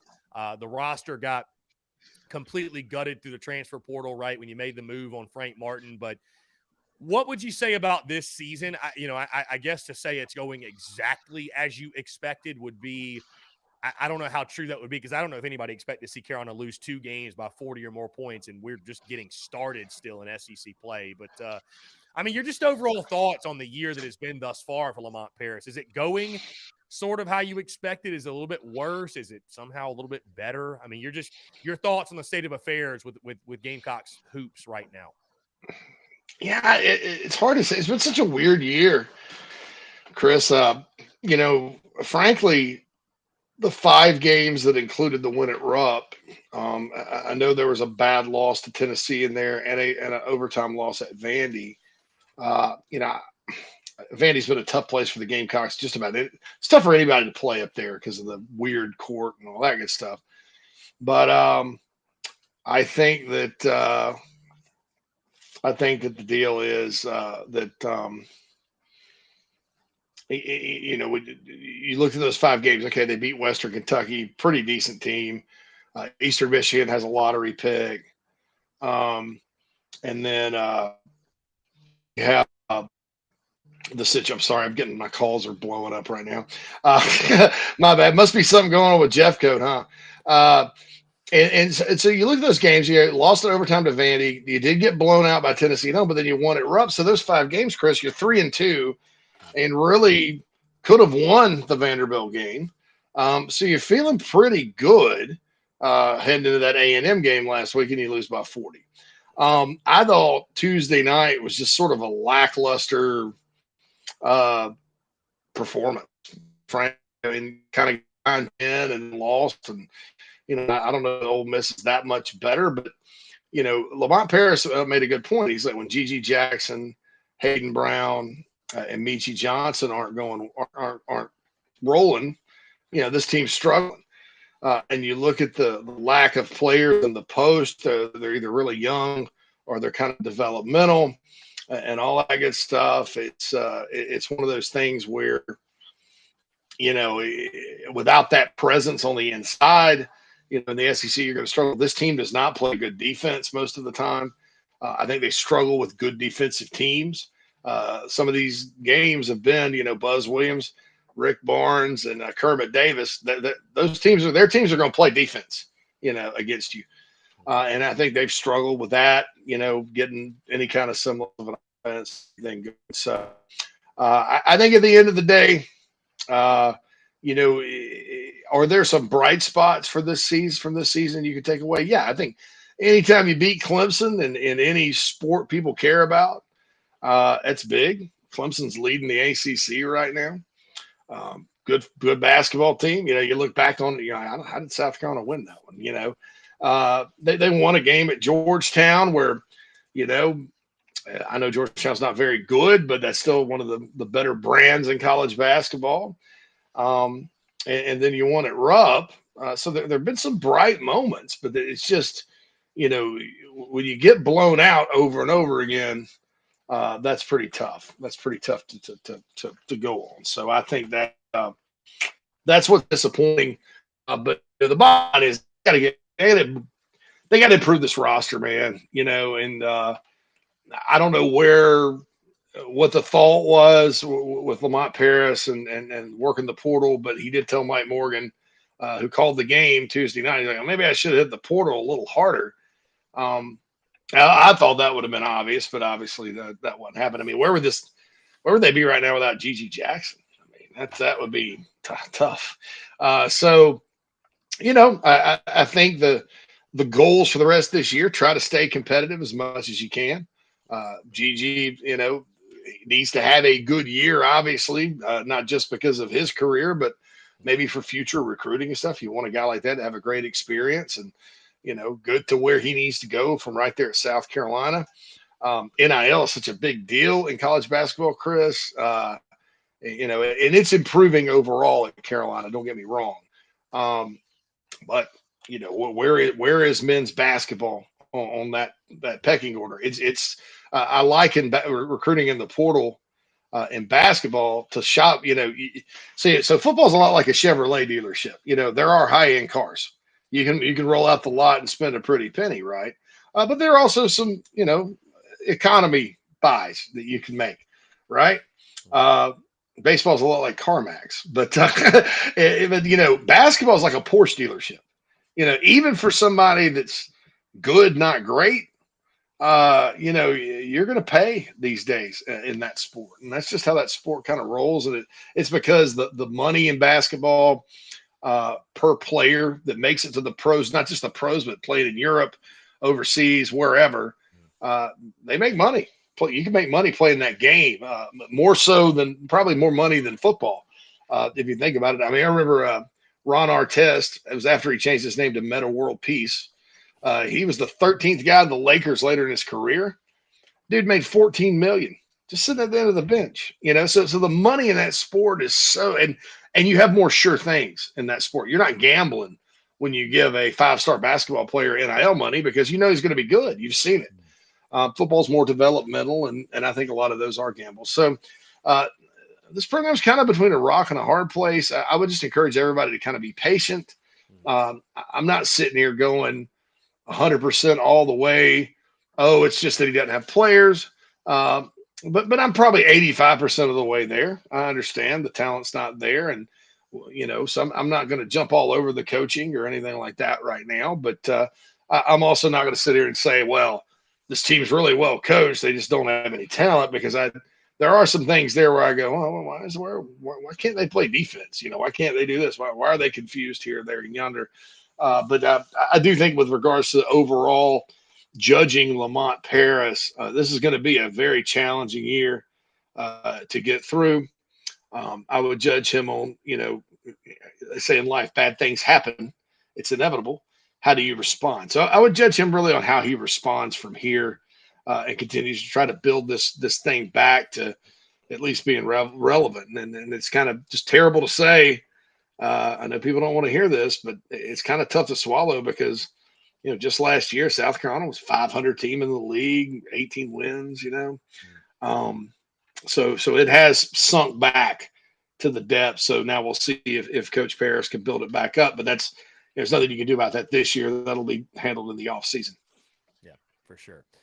JC, let's move off the hardwood and into recruiting. And I know you can't say a lot on the situation, which is fine, but can you give any indication on the Jeffcoat thing, the Trajan Jeffcoat situation? Do you think there's any light at the end of the tunnel when it comes to the Gamecocks potentially getting him enrolled? And I'll ask you this too, assuming it doesn't work out, because from everything I've gathered, it feels like it's not going to, or that the likelihood is lessening as we speak. I mean, where do you think that leaves Jeffcoat in regard to his future? Does he return to Mizzou? Does he go somewhere else? Like what's the situation there with that? Yeah, it doesn't look good. And I'm telling you, it's disappointing. I think it's a bad decision, whoever made it. And I don't know who made it, so people don't ask me. People are out there, who do we blame? I have no idea. I mean, I'll find out eventually. But just knowing what I know about the situation, checking on it, did kind of my due diligence, both, talking to people, not only the current staff, but the former staff that knew a lot about the situation as well, and also contacts at Missouri. I got a good grasp on it. I just think it's very unfortunate. I think that we, well, all right. So I was just told there's a meeting going on. So I wouldn't say um, just yet the door's completely closed. But I got a text right before that, and then my phone started blowing up. It's kind of a real time thing here, Chris. So here's a window into my life, but I'd probably lean towards it's not looking good, and quite frankly, it makes me sick to my stomach. I think that the situation that he got into, and I'm not, obviously not getting into a bunch of details, was unfortunate. It was something that got investigated thoroughly. There were no criminal charges. Uh, there were no civil charges. There was no lawsuit. There was nothing. It was a on-campus investigation, so to speak. And I think as if we look around uh, the country, there's countless examples of these on-campus investigations with regular students, athletes, whoever you want to say, that have gone completely askew. That are basically kangaroo court type of situations, and and I'll just leave it at that. So I think if it ends up being a no, that's the unfortunate thing to me, is because I believe in due process. I believe in justice and fairness, and innocent until proven guilty. And even in that type of situation, okay, if there's a lot of egregious type of behavior that's taking place, um, okay, fine. Well, it's not necessarily doesn't rise to criminality, but it's not a good look, because behavior in a college structure is is different standards. It's not the standards in a college are not just, hey, don't break the law. So, and I understand if something egregious happens, even if there's not criminal or whatever, that's one thing. This is not, and I believe everybody that's talked to me about it, because a lot of these people don't even have an agenda on it. They just know the situation. So I think if he ultimately does not get cleared, it is unfortunate, and whoever's decision it is, or whoever made that call, um, really needs to understand that you're taking a person that wants that has an opportunity. You're taking an opportunity away from somebody, and to me that flies in the face of the mission of what higher learning should be about. People talk all the time about colleges being quote unquote inclusive and all that stuff, and that's a mandate to be inclusive and all that. Well, what the hell you're doing with this situation? I mean, this is ridiculous. And so that's my take on it, if indeed it comes that way. But like I said, I just got a text said there's a meeting right now. I don't know the outcome of it. People are saying different things. I'd have to sit down and kind of dig and make some phone calls back to determine it. But my feeling is it's not looking good. You asked me where it'll go. I mean, I think Miami's a possibility. I think Southern Cal's a possibility. With Alabama, who I've heard, would like to take a look at him. With them being in the SEC, I don't know, because I don't know right now, Chris, whether this is an SEC level thing or not. But he'll have his opportunities. The issue is, I don't think he got in the transfer portal going, oh, I'm going to go find the best opportunity for me. I think he got in the transfer portal thinking, I'm going to finally go back to South Carolina, and to kind of to take that from him, I think says a lot about where we're at these days. And I'll leave it at that. Yeah. For sure. JC, continuing with recruiting. Nicholas Harbor got a really big decision upcoming. I know we touched on it last week. I know Oregon's a team that's pushing really hard for his services. Where would you put the Gamecocks? And I believe you told me, right, this is your one guy you're not going to drop a crystal ball for, right? You said there's one prospect every year that you're like, I just refuse to drop a crystal ball. I don't know if it was Nick Harbor or somebody else, but Just overall feelings. I mean, I don't know exactly if he set an announcement date or anything like that, but just what vibe are you getting from his upcoming decision? Obviously, it's a really big one. Yeah, first Wednesday in February. I think he'll do the whole televised thing, Chris. There's not a lot of big time guys announcing on that day, and so I would feel like either ESPN or 24/7 Sports CBS, somebody like that would have him announce live. I still feel like the Gamecocks are in it. I think that Oregon is kind of a newcomer to this situation. I think with track and field, and I've been out there, Chris. It's like track and field heaven. It's a really nice track facility. I put a lot of money into that, and of course Nike's right there, and the NIL opportunities for a guy like him.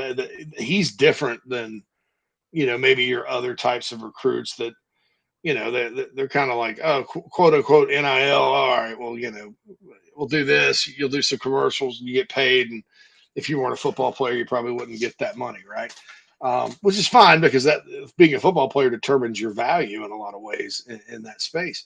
Well, with Oregon and the Nike situation, I mean, you're talking about a guy that could be in the Olympics one day. So there's the I don't want to say legit, but the what we think what we used to think of as NIL, the traditional stuff, which can pay you pretty big money, and legitimately so to do that. So, I think the Gamecocks are still in it. I think Michigan's still a factor. I think today talking about Maryland, I think Maryland's kind of a dark horse, because it's close to home. But I don't see him going there.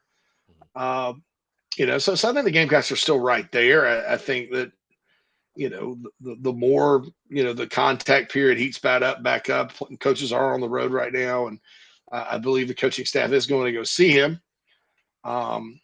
I think that at a track meet somewhere. I think maybe out in Texas or something.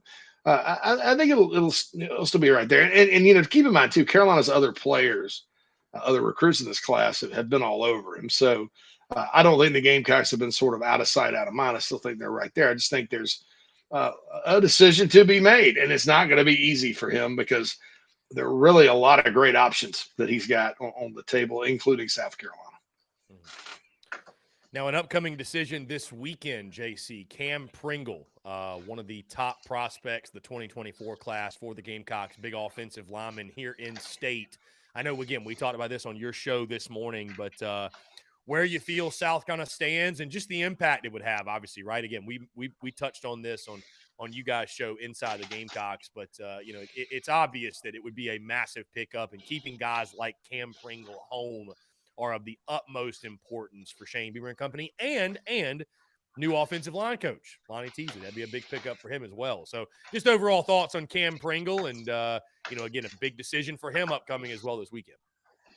Yeah, I was on 107.5 The Game with Bill Gunner this morning, and he asked me, he said, this would be a massive first pickup for Lonnie Teasley. And I had to beg to differ a little bit with that. I mean, first pickup since he's gotten the full-time job, but Lonnie had a lot to do with this 2023 class on the offensive line. Guys like Big Tree and Marquis Anderson, Jatavius Shivers, guys like that.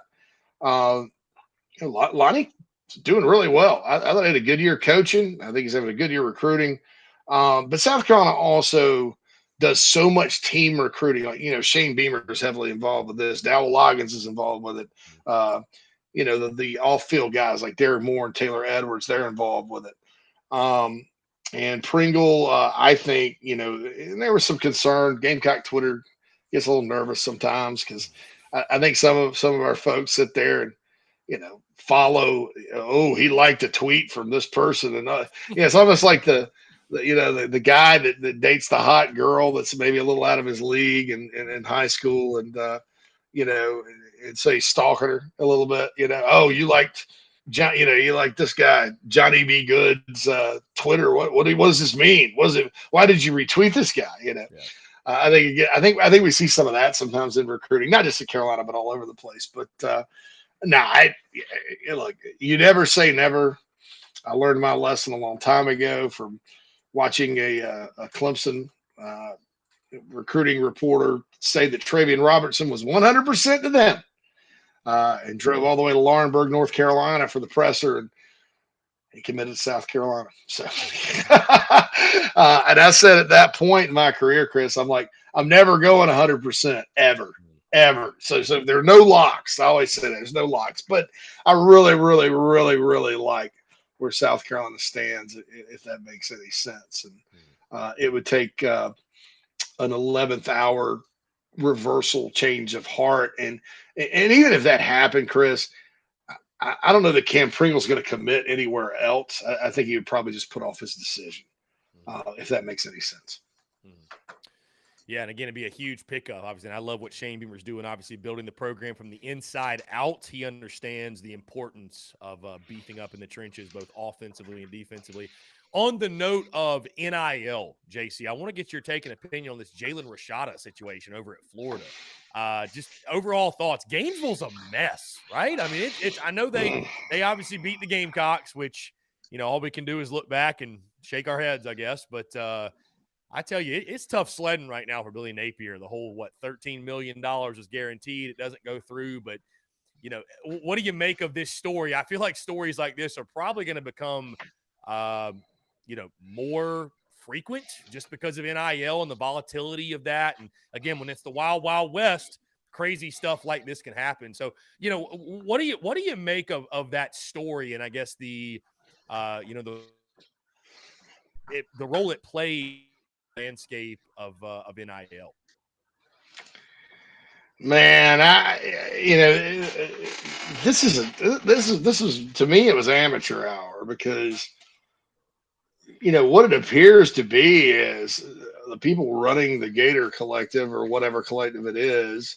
I think they got a little excited, and they're mad because he flipped to Miami, and obviously, that's kind of a fandom kind of deal. I mean, Rashada's a good prospect. Don't get me wrong, but there's a lot of Jalen Rashadas every year. I mean, $13 million, man, come on. 9 is too much. I would, honestly, this less than 100,000 probably for a guy like that. I would say is market value. 13 million is ridiculous. That's $270,000 a month, Chris, if he stays 4 years, and you pay him through the summer months and stuff like that.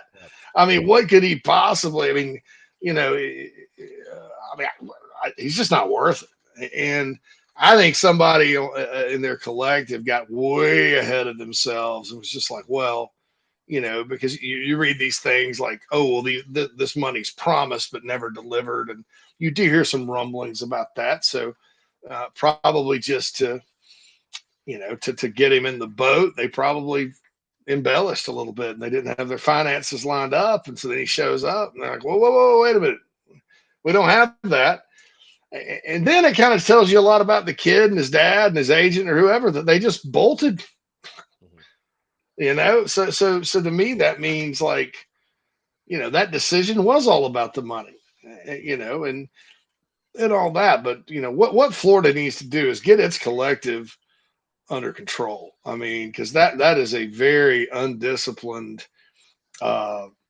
problem that makes everybody that's in the collective end of things look bad. I think it makes the sport look bad. I think it definitely makes the University of Florida look bad. And all of it over a player that, is not generational, is not, it can be a special player. Don't get me wrong, like I said, but you get guys like this every year. I mean, it's not like you can't take Graham Mertz, who is a pretty good player of his own right from Wisconsin, who's your portal quarterback this year. Go try to win as many games as you can, and shoot your shot with somebody next cycle. I mean, it's not like, it was a Trevor Lawrence or Deshaun Watson, or, even a Jameis Winston going down there. I mean, this guy's good, not great, and has a long way to go. So I'm going to be very curious to see, given all this money that he's been promised and the expectation, obviously, that's there no matter where he goes, if he ultimately turns out or pans out or not. I'd be very hesitant, Chris. I don't care.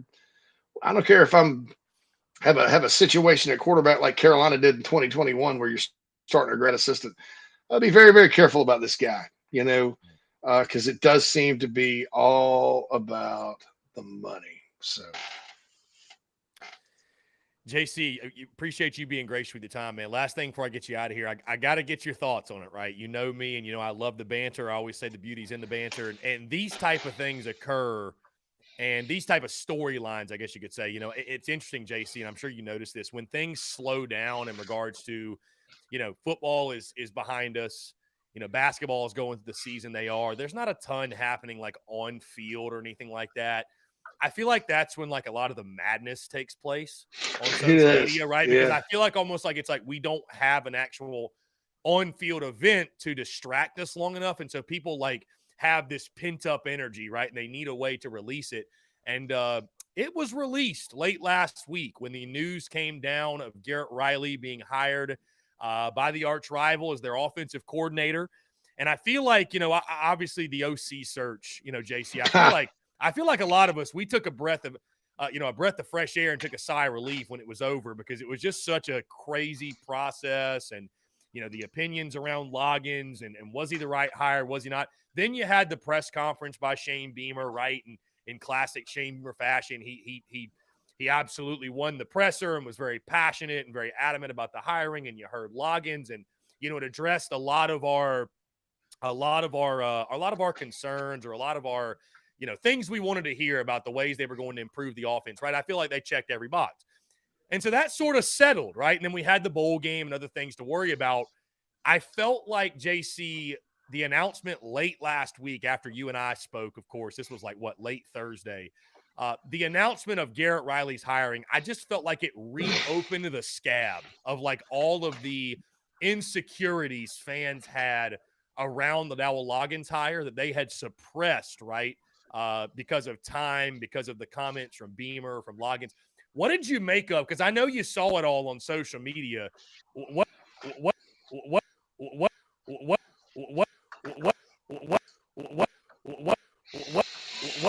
Uh-oh, Chris.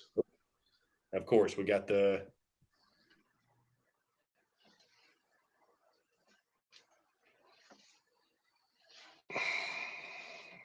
Still here.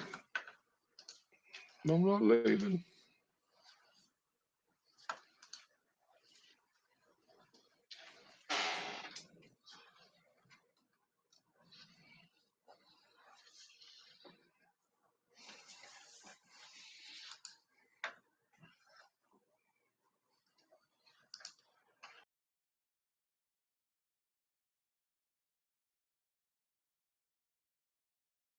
Okay. All right. The hackers hit us big time there, JC. I do apologize. That's all right. Nah, that's cool. What just happened? But anyways, the point that I was getting at, the whole just reaction to the Riley hiring in the upstate. Your overall thoughts on the madness that ensued when that news dropped. Well, I think play calling is a bigger deal, or not play calling. Offensive coordinator job at South Carolina is a bigger outsized type of deal than maybe people are used to, just because of what happened. Think about this: you had the best play caller in the history of college football as your head coach. Like it or not, toward the end of his career, it was an issue because he didn't always call it, and it showed some of the time, depending on who the backup was. And then you go through the Muschamp era, and then there's just bad offense after bad offense, and then probably the bottom of the barrel was the last 2 years until the last 3 games of this past season. So I get it. I get that people would rather have a sure thing than an unknown, because a lot of these situations have been unknowns. I get that. I think, though, that what people have to realize is that this is something that this fan base has to deal with itself. This is not something that dooms your program. This is not something that externally. I mean, I had somebody actually ask me if Cam Pringle was going to go to Clemson now because Garrett Riley's there. I think the people that are acting like Dowell Loggins has hurt Carolina in recruiting aren't really looking at recruiting, or they're like in a fantasy land thinking that some guys that just straight up were never coming to South Carolina are using that as a reason. I think it's a heck of a hire by Clemson. Don't get me wrong. Give them credit. Dabo Swinney had to make a decision, and he did it. And then there's another false narrative out there. Well, Dabo just does what it takes. Dabo hadn't made a change like this since 2012, man. That was 10. I know the last 10 years were tough, and we all want to forget that they happened. But he hadn't made it. I mean, he normally promotes from within to the extreme. So this is out of character for him. This isn't something he always does. I certainly, after checking into it, don't believe Shane Beamer went after Garrett Riley. I think, honestly, Chris, and I was kind of thrown off by this because of maybe some external sources, but I honestly think Dowell Loggins was the guy, and Dowell Loggins got the job. And so there's that. So look, I wasn't all that fired up about it. I thought, man, this is of all the resumes out there, this is the hardest one because it's the same old NFL talk. And nobody wants to hear about the NFL. It's a guy's never called plays in college, and he, sitting tight ends coach at Arkansas. So, and was not overly successful in the NFL. But does that, and then there's different levels as to whether or not that matters. So, but I'll say this: I think that there is something to be said for a head coach, and I've seen a lot of successful head coaches that kind of go their own way with these hires, and that'll stick to their guns and do it. And most of the time, those guys, you end up going, why'd you do that? Whatever, but they end up being successful. And then I've seen a lot of guys that kind of stick their finger in the wind and see what way it's blowing and then kind of make decisions based off that. And they may be able to land some big names and some experienced guys and get everybody excited about names and the offseason and all that. And they don't win. So I don't think it has much to do with winning and losing. And that's going to be determined by the performance of Dowell Loggins as the OC, play calling, game plan. I'll say this, he's off to a great start in recruiting. But that's about all I know. Because, like I said, to me, it's much more of an unknown and call it a risk if you want. I mean, I'll get on board with that. But it is like this program killer, like that, it's going to be a repeat of Roper or Satterfield. Now, maybe it is. but I don't think we can determine that right now. Again, Garrett Riley is a huge name, and there was talk about him when Beamer first got the job. So I understand that that's a name everybody's kind of attached. On top of that, Lincoln Riley interviewed for the job at Carolina when they hired Muschamp. So there's a lot of with the Rileys. There's a lot of like unspoken history, I guess, and so it probably did stick in your craw. But look, I'm gonna say this too, and I'm not trying to make anybody mad here, but I'll take the garnet glasses off, right? If you're Garrett Riley, and let's say, and I know it was never a Clemson versus Carolina thing. Let's just say it was, and he had to make a decision. There's really not many coaches out there that aren't connected directly to one school or the other in South Carolina that would choose to coach at South Carolina over Clemson. And the reason why is coaches want the path of least resistance. He wants a head coaching job one day. He wants to put up big numbers. And you're talking about a program that's still, even though they slipped a little this year, the best in the ACC. You're talking about a program that's won multiple national championships, played for it, 4 times since 2015. You're talking about a program that does not always face the best defenses in college football. Similar, maybe, I don't know if the Big 12 or the ACC, I don't know which one's better on defense now. Probably ACC slightly. But Clemson, any coach will tell you that's the Clemson job is attracted for the reasons that people in South Carolina's in kind of criticize them and ding them, because, hey, you get, no offense to Wake Forest and NC State and Virginia and those schools, but you're not lining up against, Auburn and Georgia and Florida and Tennessee every other week. You don't have to play A&M every year. A few years ago, A&M was the biggest game on Clemson's schedule. They won by 2 points, and I believe that team won the national championship. pretty easily over Alabama, by the way. It's a bloodbath. And so when you're a coach and taking the fan part out of it, Clemson is going to be the better gig. So and look, like I said, Shane Beamer, there were some reports out there that made it look like it was Clemson versus South Carolina for Garrett Riley. That didn't happen. But I do understand Gamecock fans going, wow, another unknown. It's hard to trust. And like I said, I'm not sitting there telling everybody Dowell Loggins is going to be great. I mean, oh my God, Dowell Loggins is here. All of our problems are solved. No, I'm not saying anything like that. But I am saying that, really Garrett going there and Shane hiring Dowell, those two independent decisions from one another. It doesn't impact anything, but Clemson's probably got a better play caller, going to run a better offense. And, hopefully South Carolina will too. Recruiting's certainly not falling apart. I mean, that's the biggest bunch of BS I've heard in my life about the Loggins hire is, and I think in people's mind, the two worst things I've heard. Carolina lost all momentum by hiring Dowell Loggins. Really? No. And then number two, all the recruits are now going to go to Clemson because Garrett Riley's there. Those are two very, very overstated things. And I think at some point around here, Carolina people got to stop putting so much emphasis on coaches. You got to have great coaching. Don't get me wrong, but the savior coach / savior AD complex, a lot of the fan base has. Oh, we need big name guy to come save us or whatever. Number one, it's not always going to happen for the reasons I pointed out earlier, and number two, I don't think so. I don't think it's a requirement to have a gigantic name at South Carolina, either in the AD's chair as a head coach, to make things happen successfully around here. And that's not defending Tanner or saying that, Shane's the big answer or anything like that. I'm just saying Mike McGee's never coming back. Lou Holtz is not walking through the door. Steve Spurrier is not walking through the door.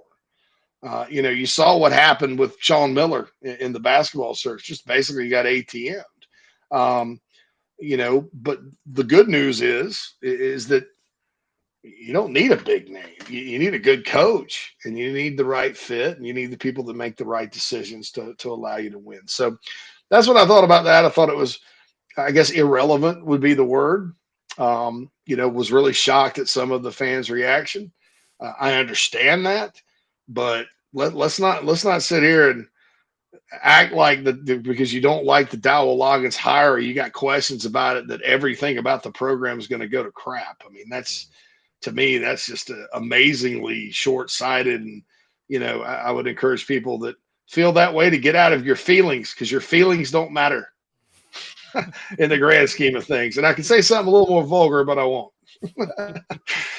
It's got another F in it there. Yeah, no, I feel like a lot of it too, JC, was it almost turned into something where it's like, it's not even that we didn't get Garrett Riley, it's that he went there. You know what I mean? Like, if Garrett Riley had taken the OC job at, I don't know, man, NC State, I don't think anybody would have cared, right? I mean, it's that they got him. You know what I mean? So yeah, I got that. Yeah, no, it is what it is. So I think if anybody should be a little weirded out about it, so I think it's North Carolina, because Mac Brown did go after him.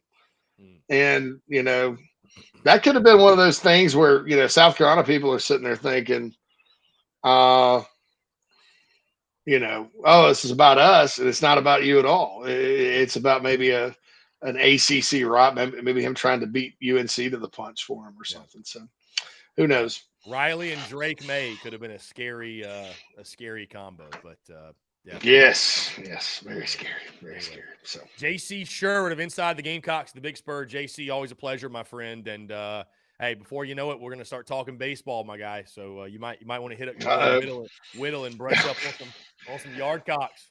Man, I'm a big fan. I'm probably not as good at breaking it down, but I'll do my best, and certainly just want to see more runs and wins. I'm tired of freaking my Gamecock sports year being over in April. I'm ready to get to the June months and watch a little baseball. So yeah, it'll be a lot of fun. For sure. JC Sherwood, hey man, I appreciate you. We'll talk soon. Thanks, man. Yeah, man. Take care. Great stuff from JC, guys. I do apologize for the technical issues we had. I had no idea what happened. And, of course, our camera here just has gone kaput for some reason. But anyways, guys, thank y'all so much for tuning in. Appreciate the love, the support. Appreciate you guys, again, rolling with the punches. Yeah, I don't know what's going on with this camera. Sometimes the camera just bugs out, which I think maybe makes Melon bug out. I don't know. Cam Pringle. Yeah, I mean, obviously JC just spoke on it. Feel really, really confident. Feel confident on Cam Pringle's commitment. We'll see. We shall see. Jeff Gullis says, I hear JC right that Lincoln wanted the job and we hired Muschamp. I think that I think the rumor is that we did not want to give him the job because we felt like he was too young and inexperienced for a big time SEC job. So that's something that'll infuriate you here on a Thursday. But anyways, guys, 843-790-3377. We will take some last minute questions, comments, calls as well. Appreciate JC Sherbert as always, taking his time to chat. Always good hearing from him. Guys, of course, next week we will have Mark Ryan back on the show. Really excited to get him every Wednesday, of course. And we are looking to add new guests. I'm actually working on that right now, adding weekly spots for the baseball season. So really excited. Could be a big recruiting weekend. Yeah. Happy, says Chris, your mic volume is a lot lower than JC's was during our last segment. Okay, thank you for... Yeah, I've been playing around, so we got the new interface. So I just turned up my mic volume. So maybe that's a little bit better. I'm trying to just make sure I'm not. All right, is that a little bit better, a little bit louder, I think, probably. Right?